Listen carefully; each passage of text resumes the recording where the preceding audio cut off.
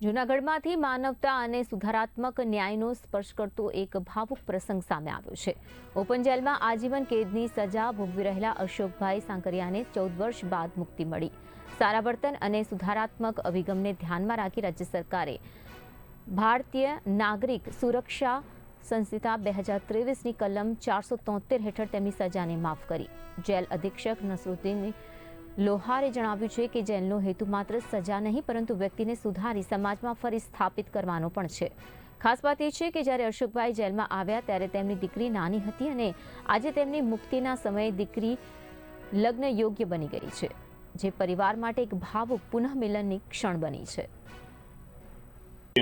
પાકા કામના કેદી તરીકે સજા કાપતા હતા, જેને આજીવન કેદની સજા હતી અને સીઆરપીસીના પ્રાવધાનો મુજબ સરકારશ્રીને ઇન્મેટ્સને 14 વર્ષ પૂર્ણ કર્યા પછી મૂકવાની સત્તા છે, જે અન્વયે આજે અશોકભાઈને જેલ મુક્ત કરવામાં આવેલા છે।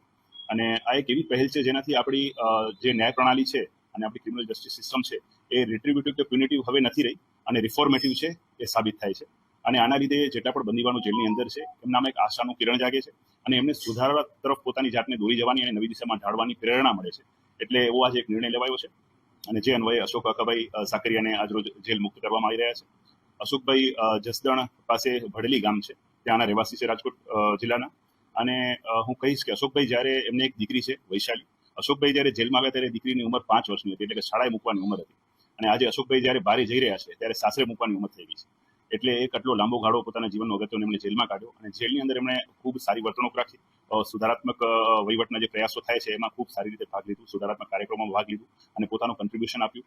જેલની અંદર એમણે રસોઈ કામ શીખ્યું, ત્યારબાદ ઓપન જેલમાં એમણે ગૌ સેવા કરી અને ગૌશાળાની કામગીરી અને ખેતીવાડીની કામગીરી શીખી, જે બારે નીકળી અને એમને હેલ્પફુલ થશે।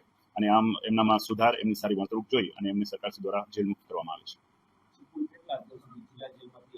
જી, અત્યાર સુધીમાં વાત કરીએ તો જે 92ની ઓલ્ડ પોલિસી જ્યારથી આવી છે, એટલે કે 2019 થી આજ દિન સુધી જુનાગઢ જેલ ખાતેથી મોર દેન 20 ઇન્મેટ્સને આપણે છોડેલા છે આ રીતે। અને આખા ગુજરાતમાં 650 થી વધુ ઇન્મેટ્સને પાકા કામના કેદીઓને 14 વર્ષ પૂર્ણ કર્યા અને જેલ મુક્ત કરવામાં આવ્યા છે, જેના લીધે જેટલા પણ કેદીઓ સમગ્ર ગુજરાતમાં જેલોમાં રહેલા છે પાકા કામના કેદીઓ, એમનામાં એક આશા જાગી છે કે 14 વર્ષ પૂર્ણ કરી અમે સારી વર્તણૂક રાખીશું તો સરકાર અમને એક ચાન્સ આપશે। અને ઘણી વખત એવું છે કે જીવનમાં બીજી તક જે હોય છે એ જ બદલાવ લાવે છે।